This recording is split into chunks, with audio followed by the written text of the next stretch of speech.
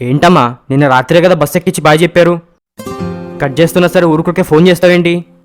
నీ డైరీలో అమ్మవారి మంత్రం రాశాను, ఓపెన్ చేసా చదువుకో అని చెప్పడానికి. ఇంత దూరం వచ్చింది ఇంజనీరింగ్ చదవటానికా లేక అమ్మవారి మంత్రం చదవటానికా? ఒకసారి ఓపెన్ చేసి చదువుకో నాన్నా. అమ్మా, ఫుల్ టైర్డే ఉన్నా. అయితే ఓపెన్ చేసి చదివితే నీ టైర్డ్నెస్ అంతా పోతుంది. అబ్బా, ఉండు నీ ముందే చదువుతా.